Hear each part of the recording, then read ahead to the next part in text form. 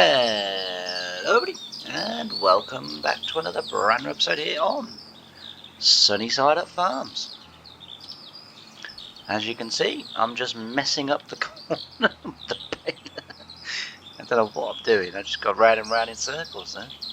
Anyway, yes, as you can see, we got the harvesting finished in the last episode, and we are now getting it baled. We've got this field to finish, just there, and then we've just got that one, and then we're done. I think. Yeah, then we're done, and then we've just got to collect them, which is not going to be too much of an issue. So what I'm going to do is, we bought the baler, and we'll buy a round bale stacker, and we will then collect them and tip them in the shed, into the shed where we hold our bales. And as I say, that will be pretty much done then. We've also got, because we're doing the pig area, and also as well trying to keep the farm moving forward, I've kind of forgotten to cut some grass for the sheep. So we'll need to do that as well. So we need to cut some grass for the sheep, and then what we'll do is we'll row it up, and then we'll just obviously bale it with this baler. So it's a modded baler, that you're able to sort of just make into any brand, and I've just made it a John Deere because that seems to be the way at the moment that we're going. But you know, it's not going to be one of the, a farm where every sort of bit of kit has got to be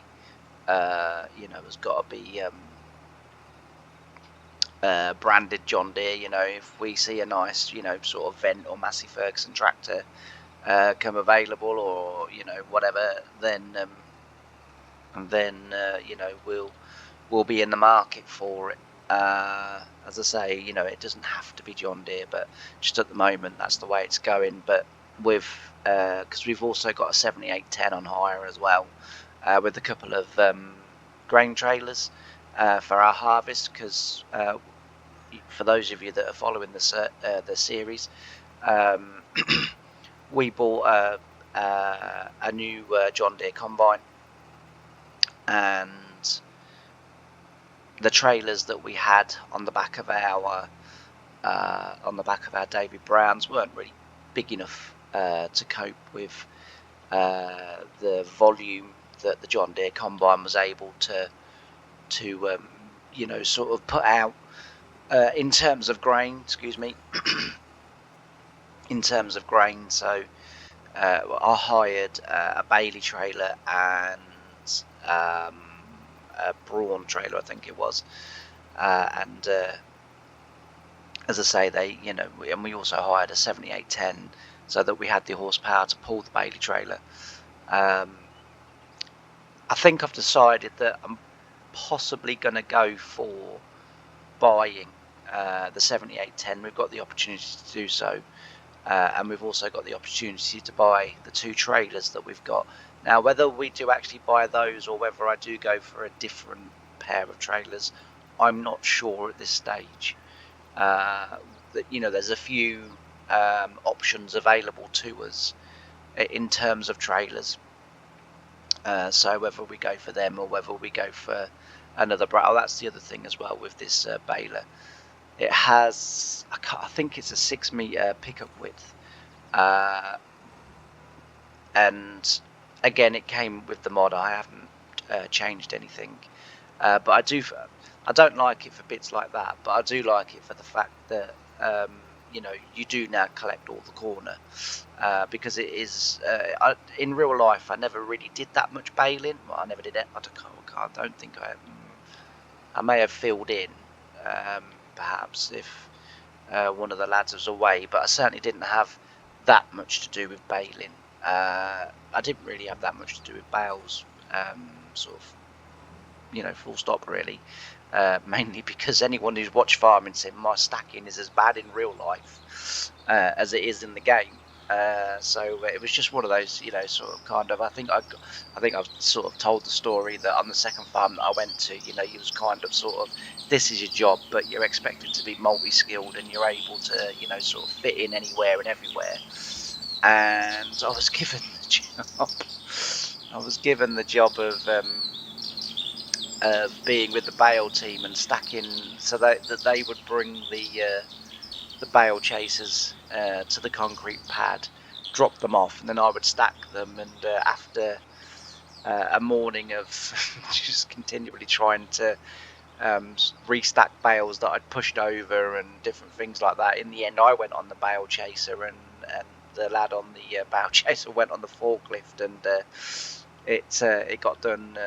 It got done rather sharpish, and a very good job as well. So yeah, as I say, baling bales and stuff like that, it's not really something I've tended to get involved with, just because, as I say, I'm just not that good at it. And in life there are things that we're sort of good at, and there are things that we weren't. I was very good at drilling.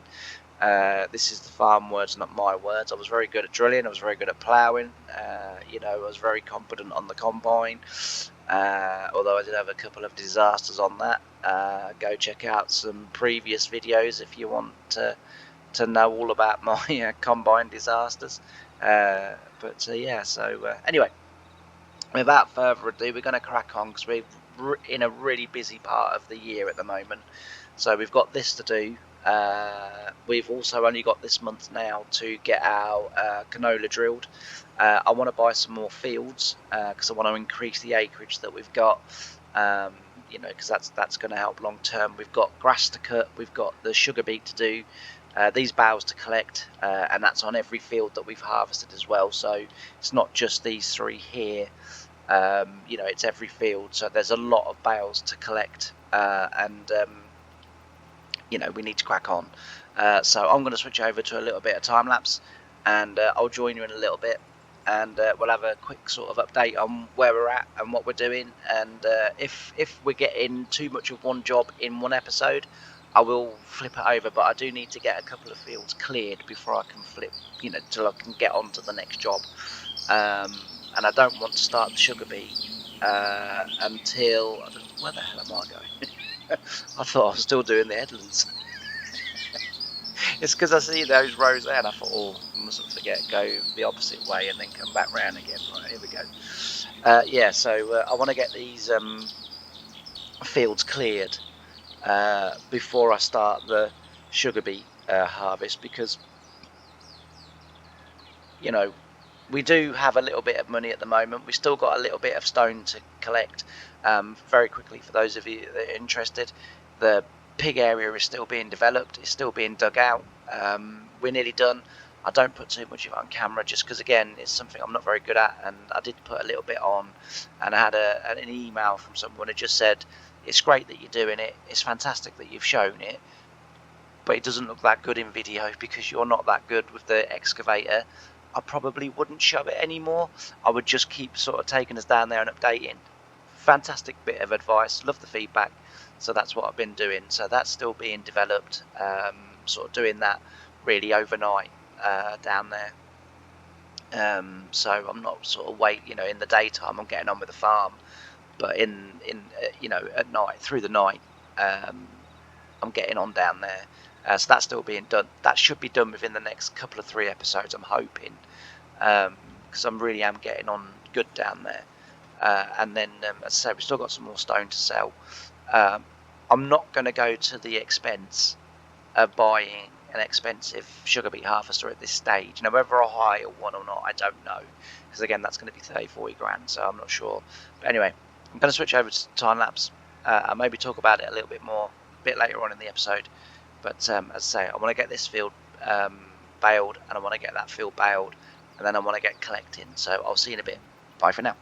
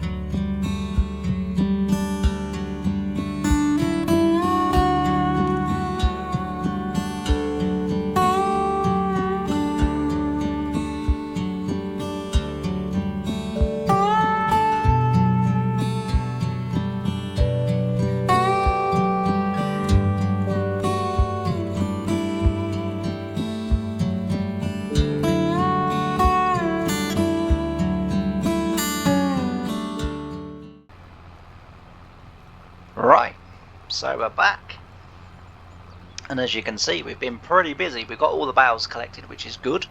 I did do a little bit of it off camera just because I thought it's a little bit repetitive, that job. So it was just, literally just a case of driving around the fields, collecting bales and driving up and down.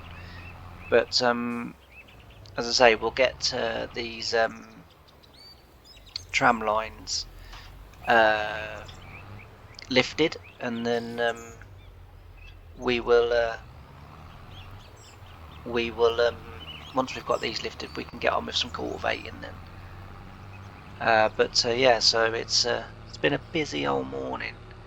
Like I say, it's been a busy old morning, and we've still got lots to do. We've got the sugar beet, as I've said before, to do as well, and we've also got some grass to cut and bale, because as I say, the sheep are gonna need enough food. I don't think they've got enough food to last until next spring. And seeing as we've got a field of grass that's waiting to be cut, we might as well cut it and bale it. It just makes more sense than sort of having to buy in. I don't mind baling on FS22 because the tractors behave as they should behave. So therefore I don't mind sort of baling on here, but FS25, forget it. I'm just not doing anything with grass because, as I say, I've said before, 400 horsepower tractors are being like literally stopped dead by cut grass. It's just, it's not on. For a self-acclaimed best farming game there is, well, they've pretty much shut down all of the competition, so it's the only farming game there is. But yeah, it's not on. But I am coming around to really liking FS25 for all, for the other stuff, the new crops, and now that there's some maps coming as well, FS25 is slowly beginning to win me over, and they have fixed not all of it, but they fixed enough for me to play it. There's still some things that need addressing, like the cut grass, like the fact that the GPS insists on doing wavy lines through the field like that. It's just ridiculous. But yeah. Anyway, as I say, in here we'll get these 3 fields done, and then we'll go on to cutting some grass. Because, well, I'll see how long it takes me to do this field and the other 2 that are behind me, and then if it doesn't take too long, what I'll do is I'll go up to the field that's a bit further down the road from those. I'll quickly do that one because there's not many tram lines in there. I'll quickly do that field, and then we'll be on to grass mowing, and then raking, and then baling. We don't need to make hay. The sheep are quite happy to eat grass, so it's nice and simple. It's nice and quick. It's just literally bale, cut, rake, and bale, and then we just need to collect them. That's all. So I spent 50 grand on, as you saw, the bale collector, and incidentally, I just wanted to kind of get people's thoughts for the next episode. So in the sales, there is a couple of things that I really like the look of that are really going to help us grow. The first thing is this planter, to be able to plant obviously our corn and our sugar beet. So that's something that I really am sort of kind of looking for. And again, being 12 meters, it's going to obviously speed things up quite a lot. The other thing is this seed drill. Again, 12 meters, a decent size hopper, which obviously means that we're going to be able to drill a lot more per episode, and not only that, but drill the farm much quicker. We are going to be getting more land. Are we getting enough land now to justify 2 12-meter drills? I don't know. The only thing I'm going to say is, with these 2 bits of kit that I'm quite tempted with, and this is where kind of I'm interested in your thoughts. Our crawler that we've got at the moment this, it will pull them.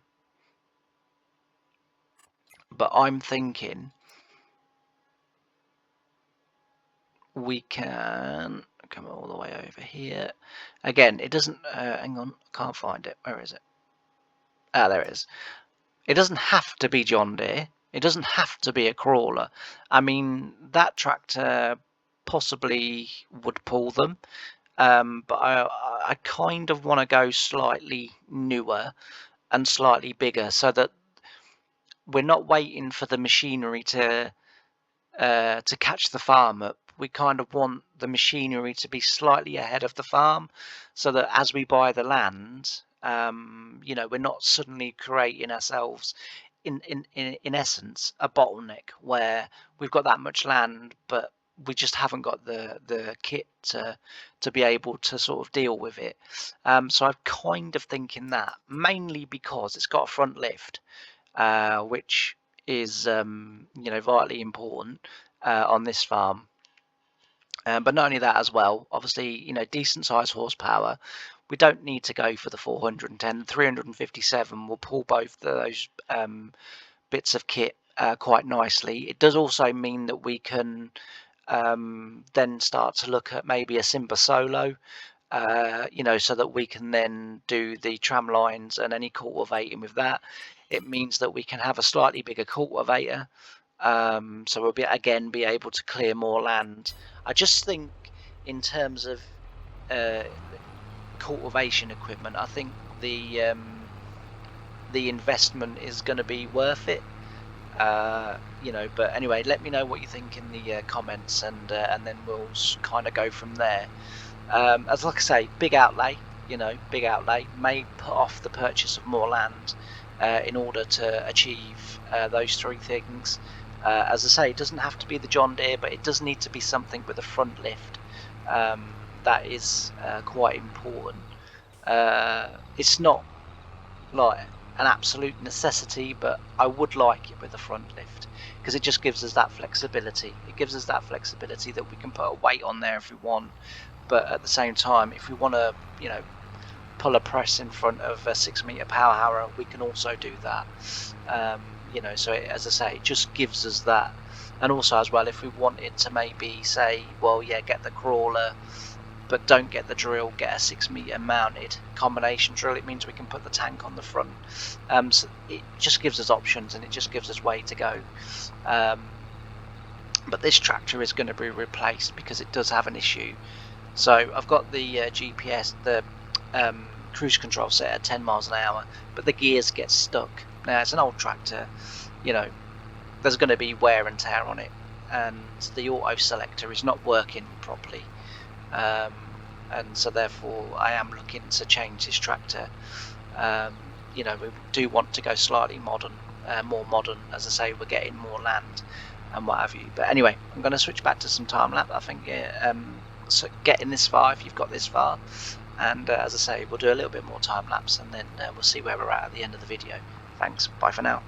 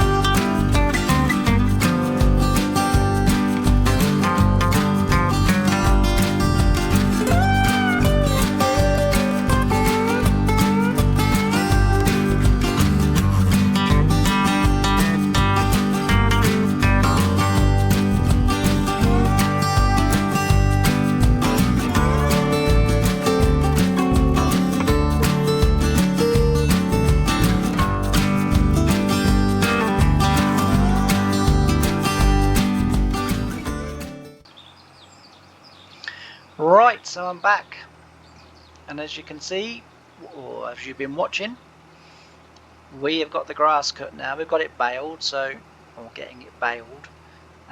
So what we'll do is, off camera,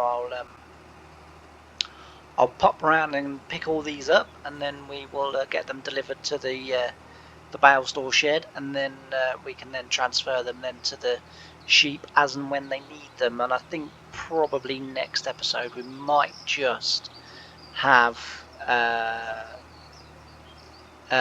small section of that episode feeding the sheep, and also as well collecting some of the wool pallets that are down there, which will just help to clear that down there. But yeah, so far it's going really, really good.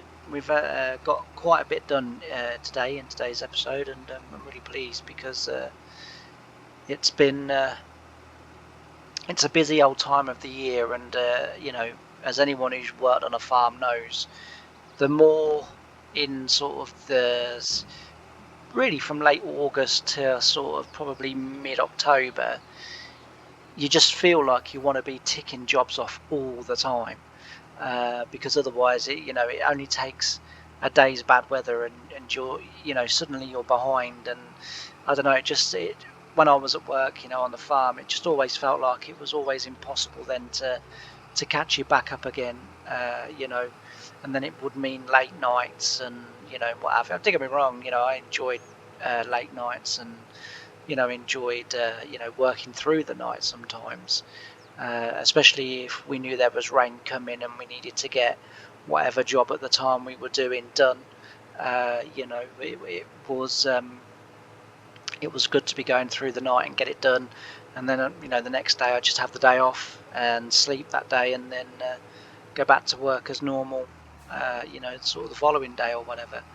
And I've said before that in the winter time, sometimes I would switch over to nights, and I would do all of my ploughing, all of my cultivating overnight when the ground was a lot harder through the frosts and stuff like that. So yeah, but as I say, it's just really good to keep getting jobs ticked off, and get to the point where, as I say, we've got that sugar beet to do. That will probably be, well, I'm almost certain that'll be next episode. So keep your eye out for that one.